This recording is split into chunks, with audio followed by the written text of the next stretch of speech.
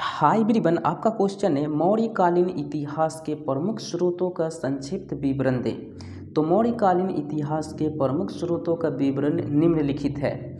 जैसे पहला, मेगास्थनीज की इंडिका यानी indica of Megasthenes. Okay, indica नामक पुस्तक जो है ना, मेगास्थनीज ने लिखा था। ठीक है, ओके।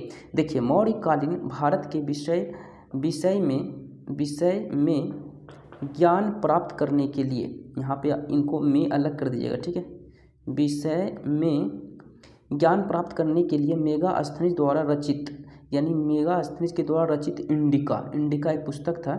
एक महत्वपूर्ण ग्रंथ है। सॉरी, ये पुस्तक, हाँ पुस्तक भी कह सकते हो, ग्रंथ है यानी कि पुस्तक है। ठीक है, ओके, ये ग्रंथ था। ठीक है, जिसके तात्कालिक शासन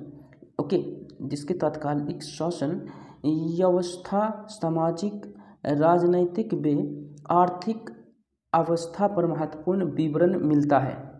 यहाँ पर कर दीजिएगा मिलता है। ठीक है, मिलता है कैसे आप लोग लिखते हो जी? मोहर्षि कर लो तो करता मिलता है। कौटिल्य का अर्थशास्त्र यानी कौटिल्यज अर्थशास्त्र। तो कौटिल्य का अर्थशास्त्री तत्कालीन भारत के विभिन्न पहलुओं पर प्रकाश डालता है,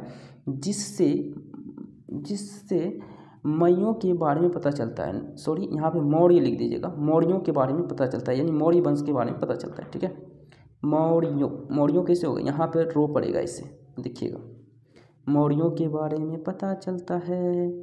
मौर्यों, यो है ये। ठीक है, थो मत बोलिएगा इसको, यो मौर्यों के बारे में पता चलता है। ठीक है, विशाख दत्त मुद्रा राक्षस के लेखक कौन है जी? विशाख दत्त। ठीक है, यानी विशाख दत्त मुद्रा राक्षस। इस प्रमुख ग्रंथ में नंद का चंद्रगुप्त द्वारा नाश का वर्णन है। ठीक है, जैन और बौद्ध साहित्य यानी कि Jains and Buddhist lecture.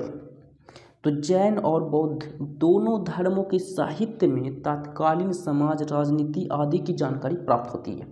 Ashok के शिलालेख यानी इंस्क्रिप्शन ऑफ अशोका।